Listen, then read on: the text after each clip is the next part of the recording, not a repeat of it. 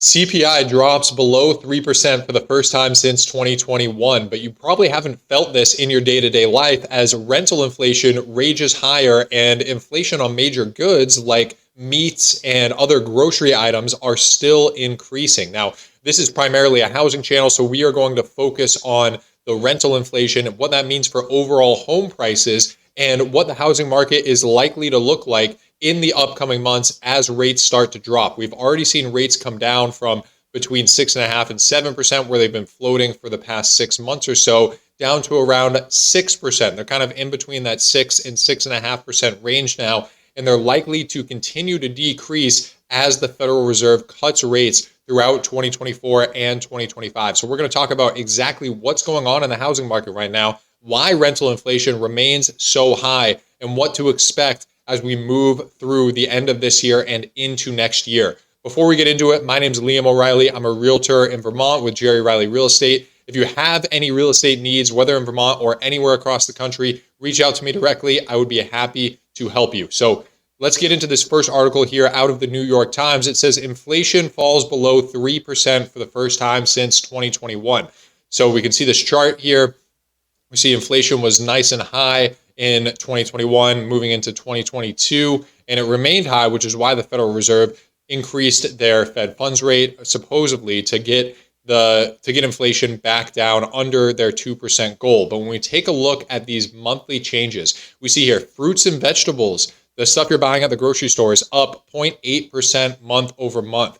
Meats, poultry, fish, eggs, they're all up 0.7% month over month. Non-alcoholic beverages up 0.5%. Rent of primary residences. This is what we're primarily concerned with. Rent of primary residences is up 5.5% month over month. So this is a 6% annual increase in rents if you were to annualize this rate out. So rental inflation is still trending upwards. Of course, there's many items that are going down. We have dairy, it decreased month over month. Apparel decreased month over month. Cereals and bakery products went down. Piped utility gas services, hospital services. So there are a variety of items that are bringing inflation down, but there are still a good amount of items that are keeping inflation high, specifically rent.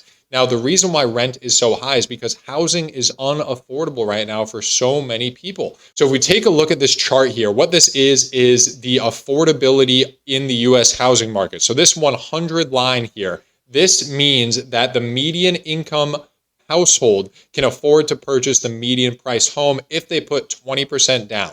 Now, that means that they'll qualify for the loan. Of course, they'll probably be maxed out on their monthly payment with what they can qualify for, but anything above this 100 line means that things are generally more affordable. Anything below that 100 line means that they're less affordable. And we can see here for most of recent history, the housing market has trended above that 100 line, meaning that the person who makes the median income in the United States can afford to purchase the median priced home. And we see here down in the 80s, things were very unaffordable as mortgage rates were up around 18%. Now we only have mortgage rates at around 6%, but because home prices have shot up so drastically, we now have affordability under this 100 line, which is very rare in the past 40 years or so. The housing market isn't as unaffordable as it was in the 1980s, but it's still pretty bad, especially compared to recent history. So when mortgage rates start to come down, this will start to bring relief to this metric here, the affordability metric, as the monthly payment starts to decrease. The person who makes the median income in the United States can now all of a sudden afford to spend more on a property, which will encourage more people to jump back into the housing market. You can see here, even when home prices were sky high in 2021, which they haven't gone down, at least not where I am in Vermont or throughout most of the country. They've actually gone up since 2021, but mortgage rates sat around 3% or lower for the most qualified buyers. So affordability was really high back in 2021. Now, of course, we're below that 100 line like we've been talking about here, meaning that things are less affordable, pushing more people into rentals, right? So the less affordable the housing market is, the more people need to rent their housing as opposed to purchase their properties. This is going to drive rents up. If we have mortgage rates come down, if mortgage rates start to drop, then we'll see more of these people who are currently renting, taking up spots, but want to purchase a property, we'll see some of those people move into the housing market. They'll become home buyers as opposed to renters, which should cause rental inflation to start to even out. And I expect we're going to see that throughout the course of this year as the Federal Reserve starts their rate cutting cycle. And it's projected to continue throughout 2025 as long as we don't see any unexpected bumps in inflation throughout the way. At least that's what the Federal Reserve says. It seems like everything is trending down. Inflation is trending down. The economy appears to be trending down.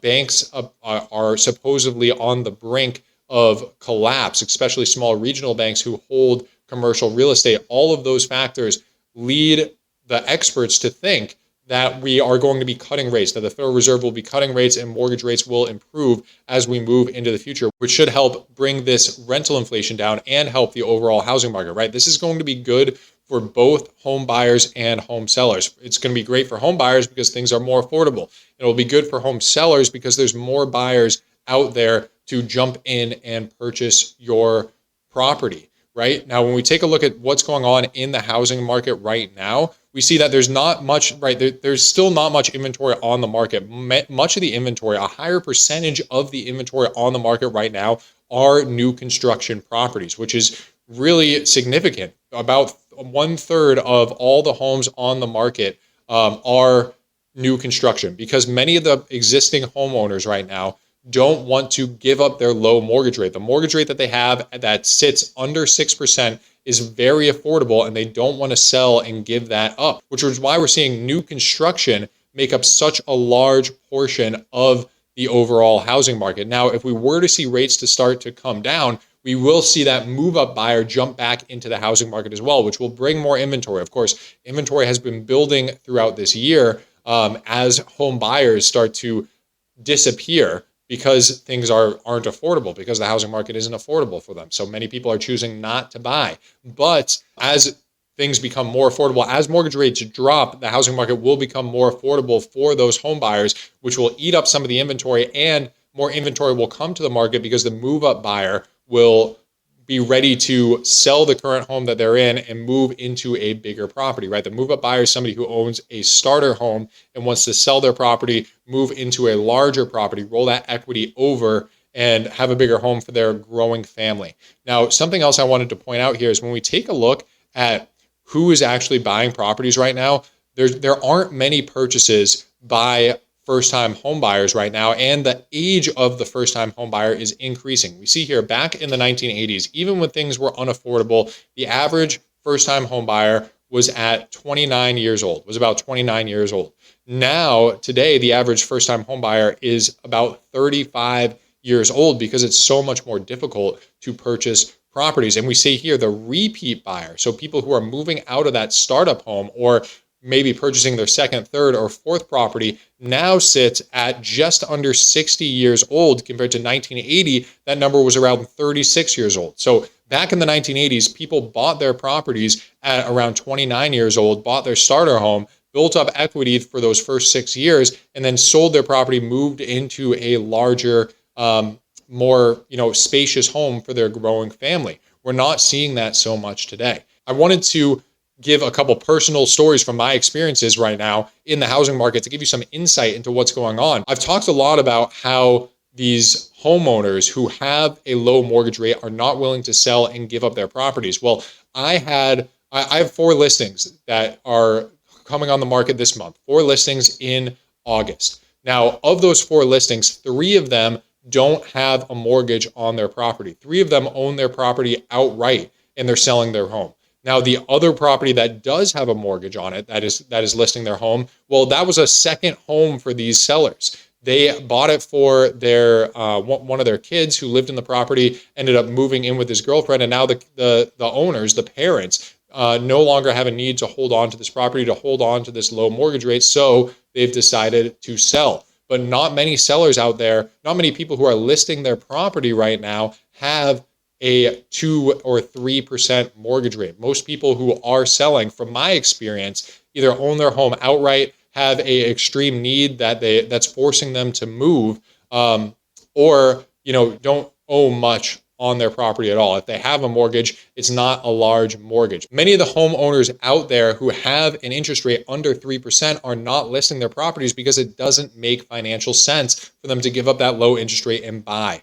Now, when we see rates start to come down, that move-up buyer, the people who can now afford to sell their home and buy something else at a higher price point with a lower interest rate, will jump back into the housing market. That's what I foresee happening over the next year or so as interest rates start to come down. I think we are going to see more home buyers. We're going to see more home sellers, and the housing market overall will start to pick back up.